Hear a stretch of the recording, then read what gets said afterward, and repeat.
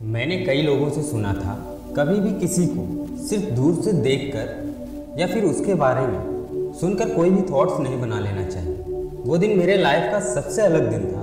मुझे इसका आइडिया नहीं था कि जो स्टोरी मंक टोसिन की पढ़ रहा हूँ वो मेरे प्लान का हिस्सा नहीं था, यानी कि कुछ ही मिनटों की स्टोरी थी। लेकिन फिर कुछ ऐसा हुआ कि मेरा इरादा खुद ही बदल गया। गुरुजी मंक टोसिन और उनके शिष्य यात्रा के दौरान सफर तय कर ही रहे थे कि अचानक बारिश शुरू हो जाने के कारण उन्हें एक जगह रुकना पड़ा। और उन्हें जिस जगह रुकना पड़ा वहां उनकी मुलाकात शर्मा जी से हुई, जो पेशे से उसी गेस्ट हाउस के वो मैनेजर थे जहां पर खड़े सभी लोग बारिश के उस सुंदर नज़ारे का मजा ले रहे थे। वहीं शर्मा साहब कहीं खुद में ही गुम थे। उनके चेहरे की मायूसी साफ नजर आ रही थी। इस पर मंक टोसिन ने उन्हें इस तरह से देखते हुए उनसे पूछा कि जहां सब मौसम को देखते हुए खुश हैं, आप कहाँ खोए हुए हैं और इतना परेशान क्यों दिख रहे हो? तो कुछ बातों के बाद शर्मा जी ने मंक टोसिन और उनके शिष्य को अपनी परेशानी की वजह बताई। मैं जो भी करता हूँ उसमें कुछ ना कुछ गड़बड़ जरूर हो जाती है। इतना मेहनत कर रहा हूँ फिर भी अच्छी जॉब नहीं मिल रही है और ना ही ढंग से घर की जरूरत पूरी कर पा रहा हूँ। मेरी बीवी मेरे दोनों बच्चों के साथ अपना मन मारकर रहती है कि एक दिन सब कुछ ठीक हो जाएगा। ना मैं अच्छा पिता बन पाया हूँ और ना ही अच्छा पति। उनकी यह बात सुनकर उनके शिष्य से रहा नहीं गया और पूछा कि आप कहीं और जॉब के लिए अप्लाई कर रहे हैं या नहीं? इस पर शर्मा जी ने कहा, इसका कोई फायदा नहीं, मुझे ज़्यादा सैलरी की जॉब नहीं मिल पाएगी क्योंकि आजकल तो इतना आसान नहीं है। इतनी महंगाई में छोटी छोटी ज़रूरतों के लिए भी एक मोटी रकम चुकानी होती है, ऐसे कैसे लाइफ चलेगी? तभी गुरुजी ने कहा, तुम्हारे मन में बहुत बोझ है ना, जो सोचा था वैसा नहीं है, इसीलिए हाँ आप सही कह रहे हैं। मैं हर दिन इसी चिंता में उलझा रहता हूँ। मेरे दिमाग में हर वक्त यही चलता रहता है कि मैं कहीं भाग जाऊं इन सब से दूर। आप मंक्स की लाइफ तो हम लोगों से तो अच्छी है, कोई भी चिंता तनाव नहीं है आपके पास।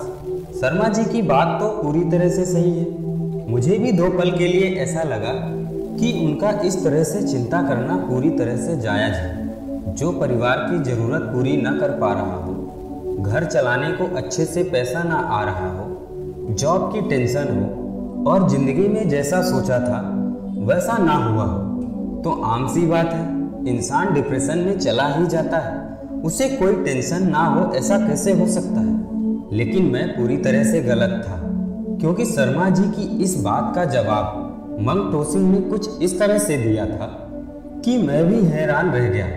तभी गुरुजी ने कहा, तुम्हारी इतनी टेंशन लेने की आदत से शायद सब कुछ ठीक हो जाता होगा, है ना? सोचो अगर ये भी ना होता तो क्या करते तुम? शर्मा जी ने कहा, गुरुजी मैं समझा नहीं, आप कहना क्या चाहते हैं? मतलब ये कि जो तुम्हारे पास है उसके लिए खुश ना होकर जो पास नहीं है उसके पीछे परेशान हो। तुमने सिर्फ परेशानियों के बारे में सोचा है, चिंता की और उसी चिंता को पालने लगे तुम। क्या कभी तुमने इसके बारे में सोचा कि तुम्हारी इसी चिंता की वजह से तुम अभी वो जो तुम्हारे पास है उसका अपमान किए जा रहे हो, जबकि तुम्हारे घर का पेट इसी नौकरी से चल रहा है ना? जिसे तुम बुरा भला समझ रहे हो। इसीलिए तुम्हें शांत होना चाहिए, ना कि चिंता में डूबे रहना चाहिए। तभी शर्मा जी ने कहा, हाँ सही कहा आपने, लेकिन जिस समस्या से मैं जूझ रहा हूँ उनकी चिंता मुझे होती है।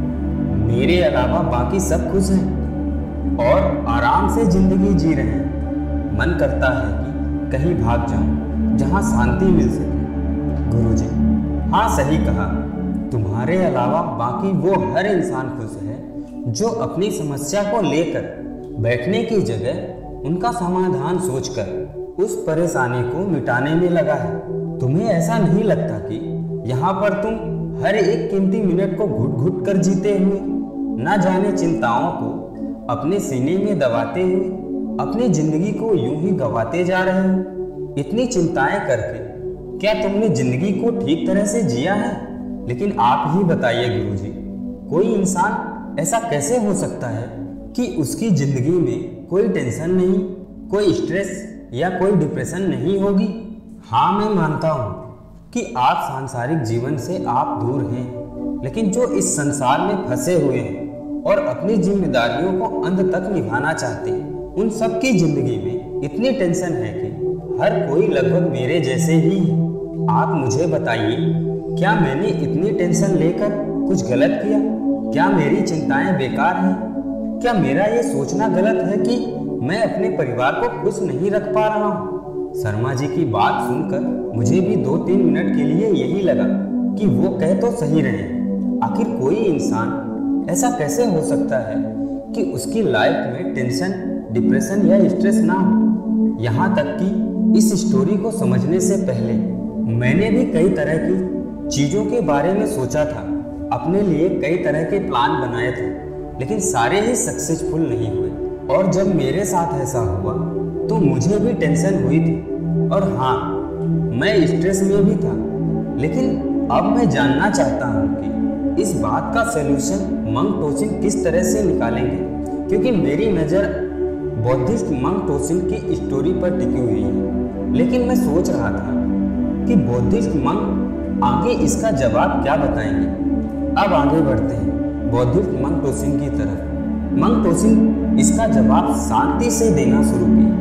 हाँ, ये बात सच है कि दुनिया में इस चीज़ से कोई नहीं बचा है। मैं मानता हूँ कि सांसारिक जीवन के अंदर तनाव होता है, चिंताएं होती हैं, लेकिन ऐसा तो नहीं होता कि साधु या सन्यासी बन जाने से जीवन की सारी समस्याएं खत्म हो जाती हैं। हमें भी कई तरह की चिंताएं होती हैं, लेकिन हम तुम्हारी तरह इन चिंताओं को पाल कर नहीं रखते।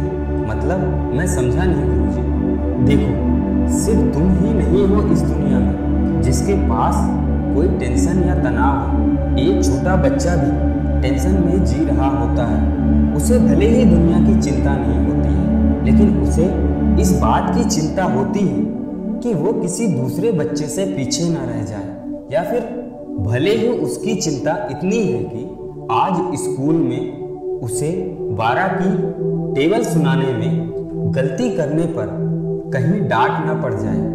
चिंता और तनाव की कोई छोटी बड़ी वजह नहीं होती, या फिर कोई साइज नहीं होता कि इतनी छोटी चिंता को चिंता नहीं कहेंगे।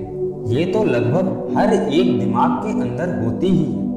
ये बात सच है कि छोटे बच्चे से लेकर एक बूढ़े व्यक्ति और मरने वाले इंसान तक इस समस्या से बच नहीं पाए हैं। उन्हें किसी न किसी तरह का कोई ना कोई दुख या तकलीफ, चिंता, परेशानी होती ही है।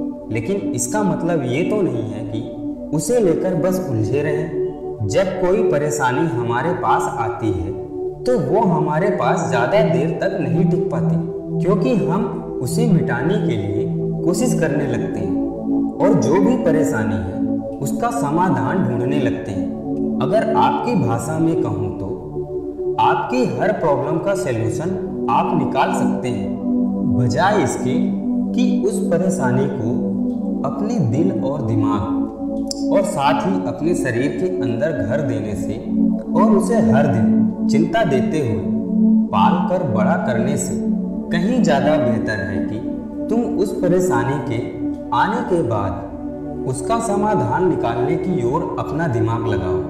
देखो, चिंता चिता की जैसी होती है। ये तुम्हें लगातार जलाएगी और फिर जलाकर खाक कर देगी। इसीलिए जब कोई चिंता या तनाव तुम्हारी जिंदगी में आए तो उसका समाधान निकालने में कोशिश करो। उसे लेकर रोते रहने से या फिर हमेशा चिंता में झुलसते रहने से कुछ भी हासिल नहीं होता।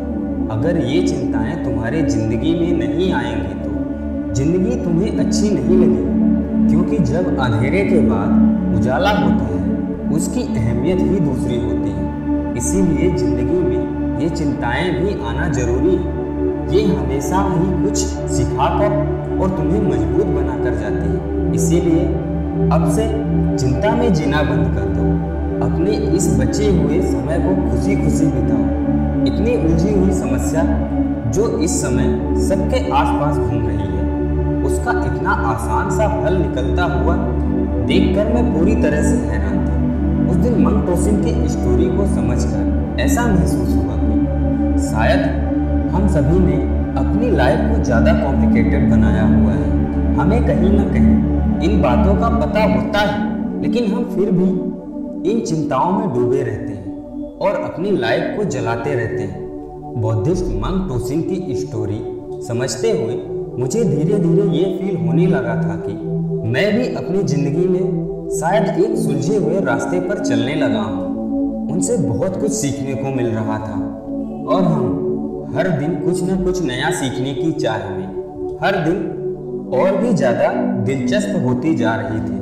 और फिर मैंने कुछ ऐसा सीखा जो लाइफ को लेकर मेरे नज़रिए को बदलने लगी थी।